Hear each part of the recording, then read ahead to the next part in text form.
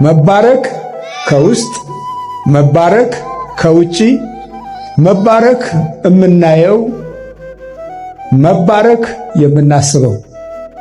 ስራህን፣ ቢሮህን፣ መኪናህን፣ ገንዘብህን፣ ቤትህን፣ መውጫውን፣ በሩን ካልባረከው እኮ እሱም ጠላት ነው። ክፉ ዓይን ያርፍበታል። እዚህ ጋር ጥልቅ የሆነ ሁለት ሐሳቦችን እንይዝና መሰረታዊ የሆነውን የሕይወታችንን ነገር የምንማርበት ይሆናል። በእግዚአብሔር ስም የሚመጣ ብሩክ ነው። ሁለተኛው በእግዚአብሔር ቤት መረቅናችሁ።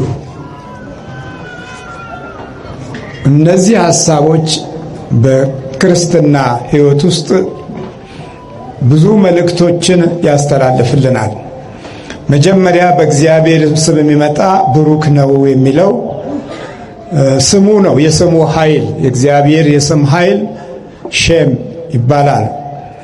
በዕብራውያን ወይም በእስራኤላውያን እግዚአብሔር ይመስገን ሲሉ ባሩክ ሐሼም ነው የሚሉት። ስሙ የተመሰገነ ይሁን ማለት ነው። ባሩክ ሐሼም። በመጀመሪያ በእግዚአብሔር ስም መባረክን የለመደ ሕይወት ታሪክንም እውነትንም እምነትንም ፍቅርንም በሰው ልጆች ሕሊና ውስጥ የማሳደር አቅም አለው። የስሙ ኃይል ሰማይና ምድርን ከመፍጠር ባሻገር ለሰው ልጆች የሚሆነውን ለምለሙን ምድርን አስጊጦ አስቦ እንስሳትን በስሙ አክብሮ የሰው ልጅን ሲፈጥር በገጼ በአምሳሌ ላስገኝ ብሎ አዳምን ሔዋንን በራሱ መልክና ገጽታ ፈጥሮ ሕይወታችንን ከመላእክት በላይ በሆነ መንገድ አከበረን። ክብሩም እንዲህ ነው። በገጽና በአምሳሌ የሰው ልጅን መፍጠር ማለት ነው። በገጹም በአምሳሉም ፈጥሮ ሰማያዊ ስጦታን ሲሰጠን በሕይወታችን ውስጥ ትልቅ ፖሊሲ ሲያስቀምጥልን መባረክንና መመረቅን ነው። ምንና ምንን ነው? መመረቅን ነው። መባረክ ከውስጥም ከውጭም የሕይወትን አቅጣጫ ግብ እስኪደርስ ድረስ የሚከታተል መንፈስ አለው። ቡራኬ ስንባርክ እግዚአብሔር ይስጥልን ስንል፣ በስሙ ስናመሰግን፣ በስሙ ስንመርቅ ሰዎች ከውስጣቸው ሊቀመጥ የሚችል ኃይል ያድርባቸዋል። መባረክን ካላወቅን መርገምን የሕይወት ኑሯችን እናደርገዋለን። መባረክን ካላስተዋልን፣ መባረክን ካልወደድን ፍቅርና ጠብን ለረጅም ዘመናት ይዘናቸው የምንሄድ ቅርሶቻችን እናረጋቸዋለን። መባረክ ያለመደ ትውልድ በሕይወት ውስጥ በጠላት እስራት ለመያዝ ቅርብ ነው። እንጀራችንን ካልባረክ ነው የሚዋሃደው በሰውነታችን ውስጥ ውህደቱ ጠላት ተገን የያዘበት ይሆናል። አንዳንድ ክፉ ድርጊቶች በባህሪያችን ውስጥ ሲቀመጡ ከሚወለደው አካል ጋር ይቀመጣል። ቡራኬም እንደዚሁ ነው። መበረቅን የምንለምደው ታዲያ አምልኮት ሲኖረን ነው። አምልኮት የሌለው ባህሪ በጣም ውስብስብ የሆነ ገጽታ አለው። ዳዊት አምልኮት የሌላቸውን ሰዎች እንዲህ ብሎ ይነግራል። በአፍሆሙ ይድህሩ ወበልቦሙ ይረግሙ ይላል። በአፋቸው ይመርቃሉ፣ በልባቸው ግን ምን ይላል? ይራገማሉ ይላል። የእኛንን ዘመናዊ ክርስትና ባህሪ የሚያሳየን ነው። በአፍ እንመርቃለን፣ በልባችን እንራገማለን። በተራገምንበት ልብ ውስጥ የሚጸነሰው ትውልድ ደግሞ ለሀገርም ለወገንም ለእምነትም ለሰላምና ለፍቅርም ጠላት ይሆናል። መባረክን ያለመደ ክርስትና በረከት የለውም። በእግዚአብሔር ስም የምንባርከው እንጀራችንንም ኑሯችንንም ቤታችንንም ቀኑንም ጊዜውንም ዘመኑንም መሆን አለበት። ጌታ ሆይ ዘመኑን ባርክልን ካላል ዘመኑ የራሱን ጥፋት በፍጥነት እየበረታ ይመጣል። የራሱን ጥፋት ያጉልቶ እንዲያሳየን እንገደዳለን። እንጀራችንን ካልባረክነው ቅን አያናግረንም፣ በጎ ሐሳብ አያሳስበንም፣ የሰላም ምኞት እንድንይዝ አያደርገንም። ስለዚህ መባረክ ትልቅ የሆነ መለኮታዊ ስጦታችን ነው። ተባርከን አድገናል የሚለውን ጥያቄ ስናነሳ የት ቦታ ነው የተባረክነው? ፈልጉ እስቲ። መልካም ሰርተን፣ ቅን ሰርተን፣ በጎ ሰርተን ተባርከናል? እግዚአብሔር ይባርካችሁ የሚል ሽማግሌ ሳለን እንዴ? አሁን እኮ የአብዮት ሽማግሌ ነው ያለን እንጂ በእውነት በመንፈሳዊ እና በሰማያዊ ኃይል የከበረ ትውልድ አለን ብለን መገመት በጣም ያስቸግረናል። ምክንያቱም መባረክ አልታየም፣ መረገም ነው የታየው። መረጋገም ነው የበረታው። እውነት ነው፣ እውነት አይደለም? ምቀኝነት ያለው ልብ ቢባርክ ውጤት አያመጣም።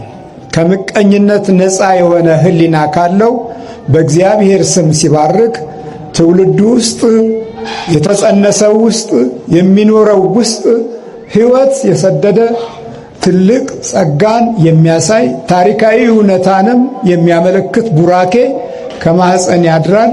የተወለደው ልጅ ሲያድግ በበረከትና በምርቃት ያድጋል ማለት ነው። ስለዚህ በእግዚአብሔር ስም የሚመጣ የተባረከ ነው፣ ቡሩክ ነው። ከእግዚአብሔር ቤት መረቅናችሁ ይላል። በእግዚአብሔር ስም የሚመጣ ቡሩክ ነው። መስቀላችን የቡራኬ ነበረ፣ ዛሬ የመካካድ ሆነ። ማተባችን የሞገስና የጸጋ ነበረ፣ ዛሬ የመለያየት ሆነ። ፊታችን ቀደም ሲል የሞገስ ነበረ፣ ዛሬ ግን የአይነ ጥላና የክፋት ግንባር ሆነ። አይገርማችሁም? ይሄ በእግዚአብሔር ስም ተባርከናል። ታዲያ እግዚአብሔር ይስጥህ። በቀን ውስጥ ስንት ጊዜ ተብለናል።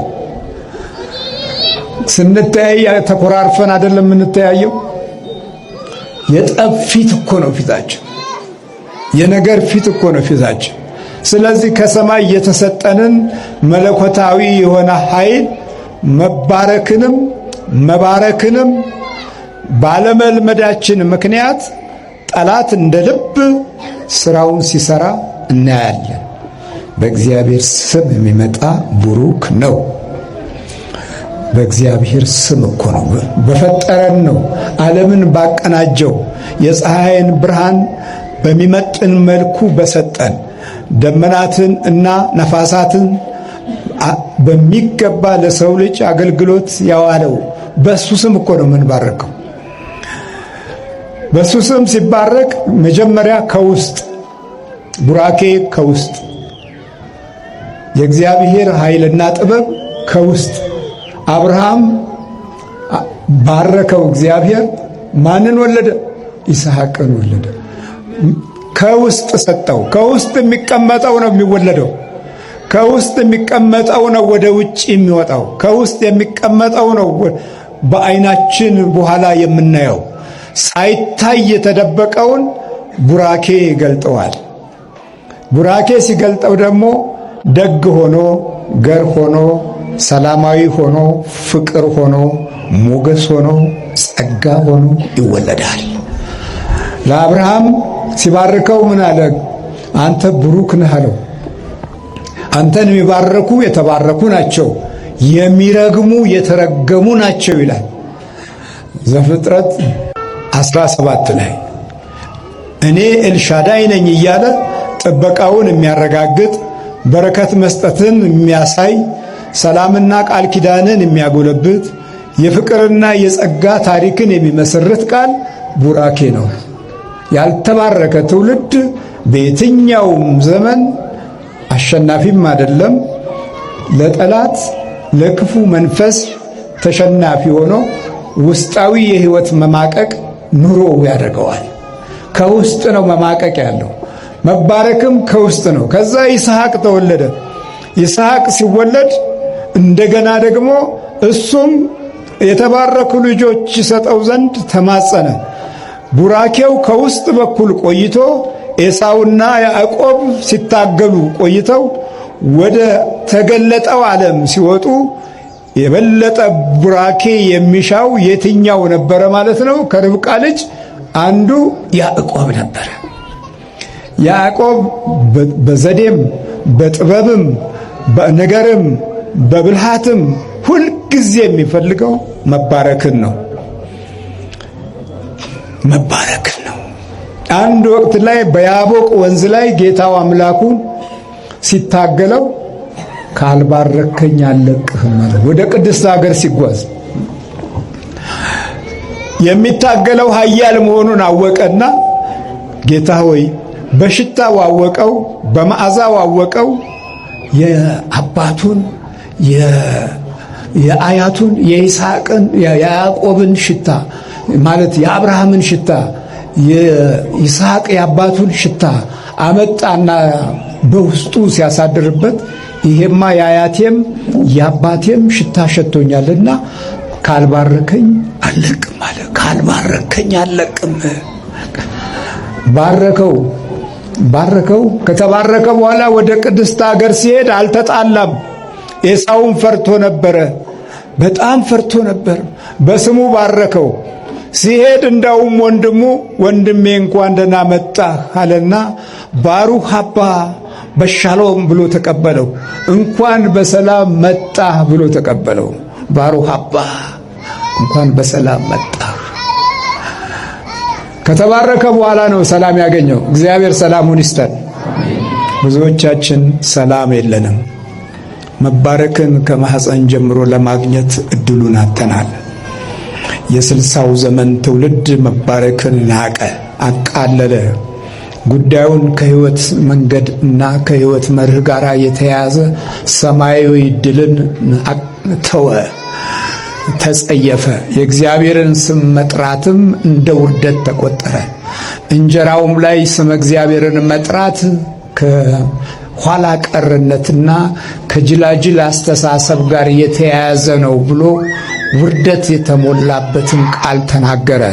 በመጨረሻ በእንጀራውም በባህሪውም በማዕረጉም በስልጣኑም በከፍታውም ተዋረደ። ሁሉም ተዋረደ። በዛ ሂደት ውስጥ የተወለደው ትውልድ መያዣ መጨበጫ የሌለው ነው። ለመባረክ ቅን የሆነ ሕሊና ጠፍቷል። ከማህፀን አልመጣም። ጥቁር የመናፍስት ጥላ ከማህፀን ጀምሮ የተከተለ ጠላት አብሮ እየተወለደ የህይወት ግርዶሽን እና ምስቅልቅል ያለ ያስተሳሰብ ጉዞን እንደ እድላችን እንዲሆን አደረገው። የእድል ገድ አደረገው። ከማህፀን ይባረካል። የእግዚአብሔር ኃይልና ቡራኬ እንዴት ነው ወደ ማህፀን የሚጠጋው? አሁን ማናየው ሰው ተጸንሷል። ያልታየ ነው፣ የማይታየ ነው። የሚታየውንና የማይታየውን የፈጠረ ብለን በጸሎት ሃይማኖት እናመሰግናለን አይደል? በማህፀን ውስጥ ጥቁር ጥላ ያጠላል ያልተባረከ ትውልድ። የተባረከው ደግሞ በማህፀን ውስጥ የፈካ ብርሃን ወይም መለኮታዊ ጨረር በውስጡ ከጥበቃ ጋር ይቆያል። ያ ክፋት አይስማማው፣ ተንኮል አይስማማው፣ ግፍ አይስማማው፣ ጣዖት አይስማማው። በሕገ ልቦና ውስጥ ብዙ የህይወት መለኮታዊ ምሪት ባህሪ ውስጥ ይቀመጣል። ይሄ ከቤተሰቡ ህይወት አንጻር ሲታይ ነው። ቡራኬን የሚፈልጉ ሰዎች ቡራኬን ከሰላም ከጸጋ ከሞገስ ጋር ማስተላለፍ ይችላሉ።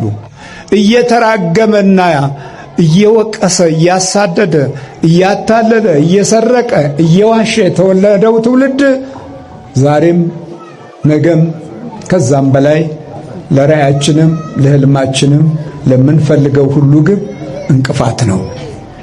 እግዚአብሔር እንቅፋቱን ያደርግልን። ዛሬ እንቅፋት ነው የሚበዛው፣ እንደምታዩት ነው።